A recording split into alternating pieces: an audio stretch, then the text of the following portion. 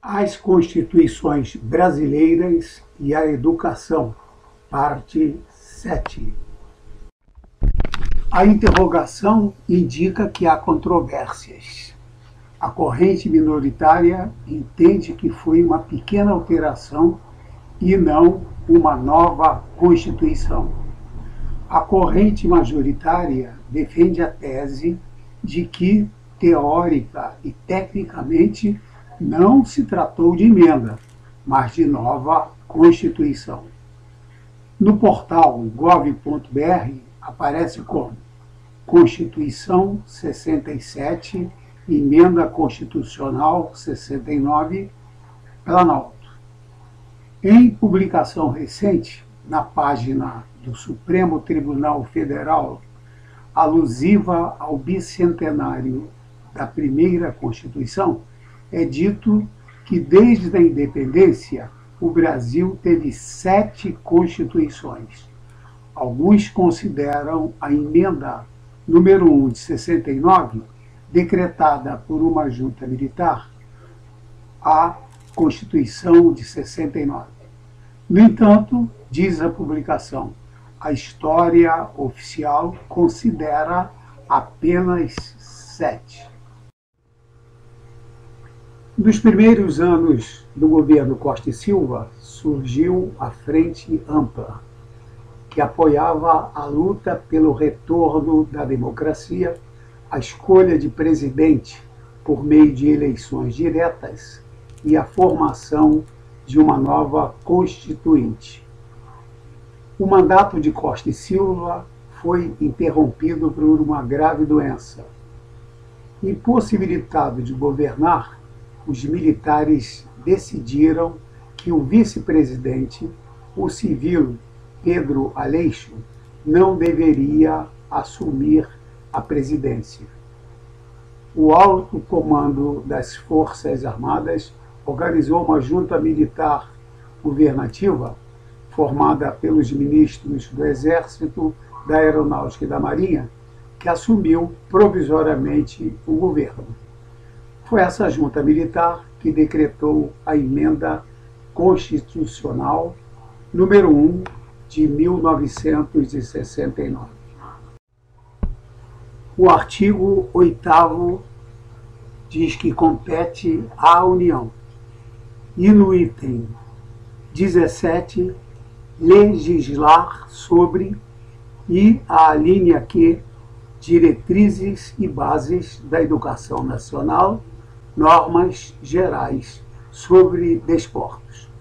O parágrafo único desse artigo diz: a competência da União não exclui a dos Estados para legislar supletivamente sobre as matérias das alíneas, e aí cita a que, exatamente essa que está aqui em cima, respeitada naturalmente a lei federal.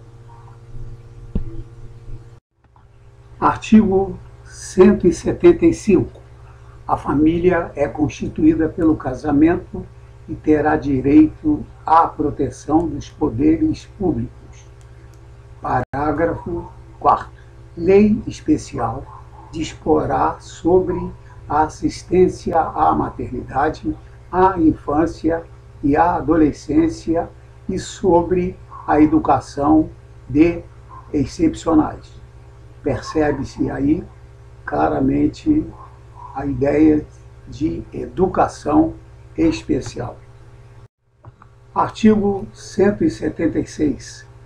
A educação, inspirada no princípio da unidade nacional e nos ideais de liberdade e solidariedade humana, é direito de todos e dever do Estado, e será dada no lar e na escola. Parágrafo 1º. O ensino será ministrado nos diferentes graus pelos poderes públicos. Parágrafo 2º. Respeitadas as disposições legais, o ensino é livre à iniciativa particular, a qual merecerá o amparo técnico e financeiro dos poderes públicos, inclusive mediante bolsas de estudo. Continuação do artigo 176. Parágrafo 3º. A legislação do ensino adotará os seguintes princípios e normas. 1. O ensino primário somente será ministrado na língua nacional. 2. O ensino primário é obrigatório para todos, dos 7 aos 14 anos, e gratuito nos estabelecimentos oficiais. 3º, o ensino público será igualmente gratuito para quantos, no nível médio e no superior, demonstrarem efetivo aproveitamento e provarem falta ou insuficiência de recursos. Continuação do artigo 176, item 4. O poder público substituirá gradativamente o regime de gratuidade no ensino médio e no superior pelo sistema de concessão de bolsas de estudos mediante restituição que a lei regulará. Número 5. O ensino religioso de matrícula facultativa constituirá disciplina dos horários normais das escolas oficiais de grau primário e médio. Item 6. O provimento dos cargos iniciais e finais das carreiras do magistério de grau médio e superior dependerá sempre de prova de habilitação, que consistirá em concurso público de provas e títulos quando se trata de ensino oficial e, vamos ver daqui a pouco, e item 7. A liberdade de comunicação de conhecimentos no exercício do magistério, ressalvado o disposto no artigo 154. E esse artigo diz o seguinte: o abuso de direito individual ou político com o propósito de subversão do regime democrático ou de corrupção importará a suspensão daqueles direitos de 2 a 10 anos, a qual será declarada pelo Supremo Tribunal Federal mediante representação do Procurador-Geral da República, sem prejuízo da ação civil ou penal que couber, assegurado ao paciente ampla defesa. Parágrafo único. Quando se tratar de titular de mandato eletivo, o processo não dependerá da licença da Câmara a que pertencer. E o parágrafo 4º do artigo 176 diz: anualmente, a União aplicará nunca menos de 13% e os estados, o Distrito Federal e os municípios 25% no mínimo da receita resultante de impostos na manutenção e desenvolvimento do ensino. Observe que isso só foi incluído em 1983. Até essa data ficou valendo o que está no artigo 15. A autonomia municipal será assegurada. Parágrafo 3º. A intervenção dos municípios será regulada na Constituição do Estado, somente podendo ocorrer quando a linha F não tiver havido aplicado no ensino primário em cada ano de 20% pelo menos da receita tributária municipal. Isto é, até 1983, apenas o município tinha obrigação de aplicar anualmente pelo menos 20% na área do ensino. Artigo 177. Os estados e o Distrito Federal organizarão os seus sistemas de ensino e a União os dos territórios, assim como o sistema federal, que terá caráter supletivo e se estenderá a todo o país nos estritos limites das deficiências locais. Parágrafo 1º. A União prestará assistência técnica e financeira aos Estados e ao Distrito Federal para desenvolvimento dos seus sistemas de ensino.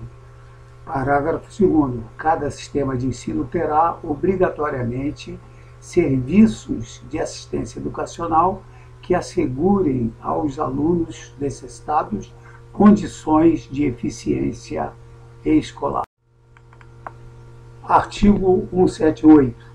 As empresas comerciais, industriais e agrícolas são obrigadas a manter o ensino primário gratuito de seus empregados e o ensino dos filhos destes entre os 7 e os 14 anos, ou a concorrer para aquele fim mediante a contribuição do salário educação na forma que a lei estabelecer. Parágrafo único.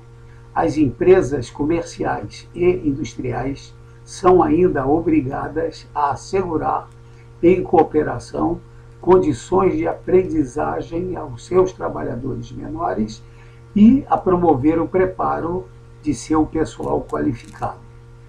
Bom, o salário educação só foi criado em 1975 e só começou a ser cobrado em 1976.